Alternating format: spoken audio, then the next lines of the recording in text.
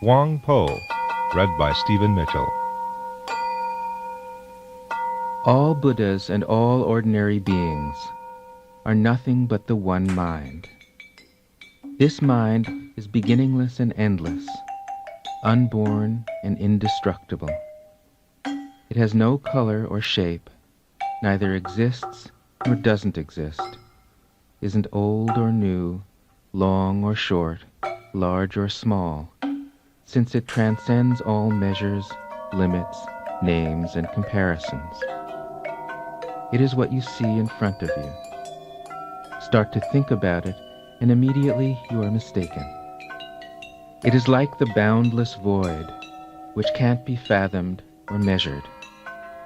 The one mind is the Buddha, and there is no distinction between Buddha and ordinary beings, except that ordinary beings are attached to forms, and thus seek for Buddhahood outside themselves.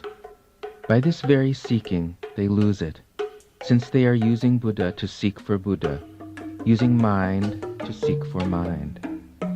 Even if they continue for 1,000,000 eons, they will never be able to find it. They don't know that all they have to do is put a stop to conceptual thinking, and the Buddha will appear before them, because this mind is the Buddha, and the Buddha is all living beings. It is not any less for being manifested in ordinary beings, nor any greater for being manifested in Buddhas. This pure mind, which is the source of all things, shines forever with the radiance of its own perfection. But most people are not aware of it, and think that mind is just the faculty that sees, hears, feels, and knows. Blinded by their own sight, hearing, feeling, and knowing, they don't perceive the radiance of the source. If they could eliminate all conceptual thinking, this source would appear, like the sun rising through the empty sky and illuminating the whole universe. Therefore, you students of the Tao who seek to understand through seeing, hearing, feeling, and knowing, when your perceptions are cut off, your way to mind will be cut off, and you will find nowhere to enter. Just realize that although mind is manifested in these perceptions, it is neither part of them nor separate from them. You shouldn't try to analyze these perceptions or think about them at all, but you shouldn't seek the one mind apart from them. Don't hold on to them or leave them behind, or dwell in them or reject them. Above, below, and around you, all things spontaneously exist, because there is nowhere outside the Buddha mind. The long and winding road. When most people hear that the Buddhas transmit the teaching of the one mind, they suppose that there is something to be attained or realized apart from mind, and they use mind to seek the teaching, not realizing that mind and the object of their search are one. Mind can't be used to seek mind. If it is, even after millions of eons have gone by, the search will still not be over. Suppose that a warrior forgot he was already wearing his pearl on his forehead and sought for it somewhere else. He might search through the whole world without finding it. But if someone simply pointed it out to him, the warrior would immediately realize that the pearl had been there all the time. In the same way, if you students of the Tao are mistaken about your own mind, not recognizing that it is the Buddha, you will look for it somewhere else, indulging in various practices and hoping to attain something. But even after eons of diligent searching, you won't be able to attain the Tao. These methods can't be compared to the elimination of conceptual thinking, when you understand there is nothing that has absolute existence, nothing to hold on to, nothing to depend on, nothing to dwell in, nothing subjective or objective. When you prevent the rise of conceptual thinking, you will be free men, and this just means you will realize that the Buddha has always existed in your own mind. Eons of striving will turn out to be wasted effort, just as when the warrior found his pearl, He simply found what had been hanging on his forehead all the time, and his discovery had nothing to do with his efforts to find it elsewhere. Therefore the Buddha said, "I didn't attain a single thing through supreme, perfect enlightenment." It was because he was concerned that people wouldn't believe this that he taught by less direct methods. This statement of his isn't idle chatter. It expresses the highest truth. Your true nature is not lost in moments of delusion, nor is it gained at the moment of enlightenment. It was never born and can never die. It shines through the whole universe, filling emptiness, one with emptiness. It is without time or space, and has no passions, actions, ignorance, or knowledge. In it there are no things, no people, and no Buddhas. It contains not the smallest hairbreadth of anything that exists objectively. It depends on nothing and is attached to nothing.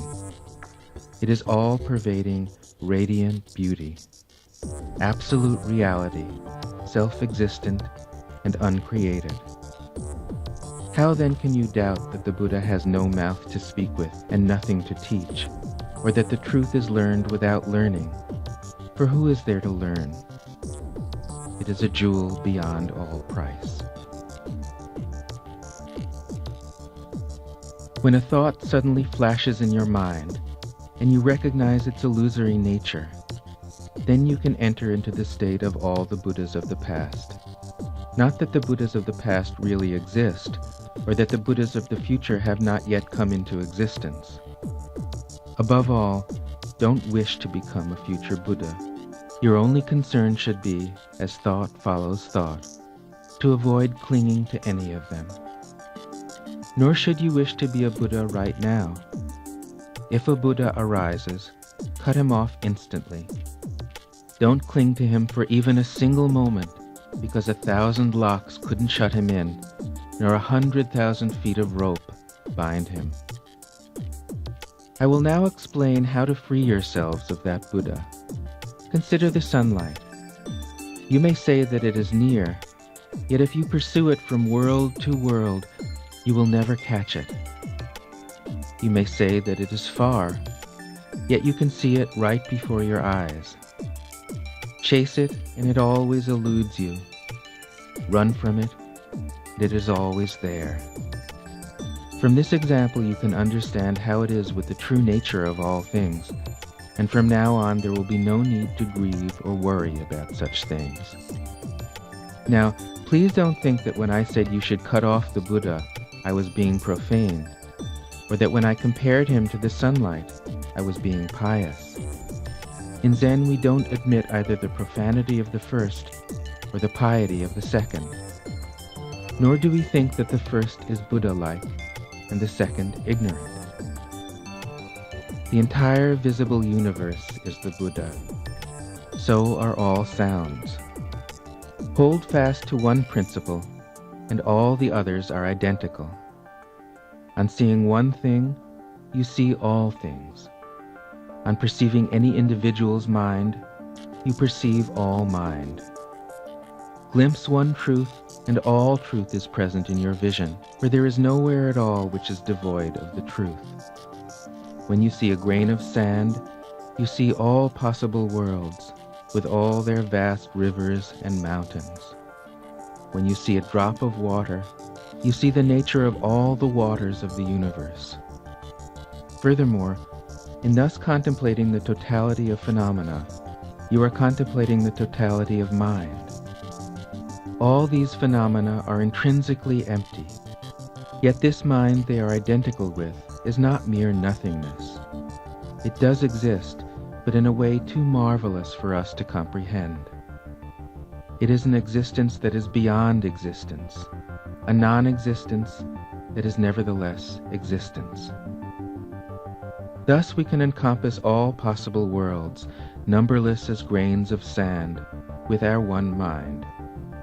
Then why talk of inside and outside? Since honey is naturally characterized by sweetness, it follows that all honey is sweet. To speak of this honey as sweet and that honey as bitter would be ridiculous. That is why we say that emptiness has no inside or outside. It arises by itself, spontaneous and absolute. Ordinary beings are the Buddha, just as they are. The Buddha is one with them. Both have the same nature. The phenomenal universe and nirvana, activity and stillness, all have the same nature. So do all possible worlds, and the state that transcends all worlds. The beings that pass through the 6 stages of existence, those who have undergone the 4 kinds of birth, all the worlds with their vast mountains and rivers, enlightenment and delusion, all of them are the same. When I say that they all have the same nature, I mean that their names and forms, their existence and non-existence, are empty. The vast world systems, uncountable as the sands of the Ganges, are all contained in the one boundless, empty, radiant mind. How then can there be Buddhas who save, or ordinary beings who must be saved? If the true nature of all things is the same, how can such distinctions be real?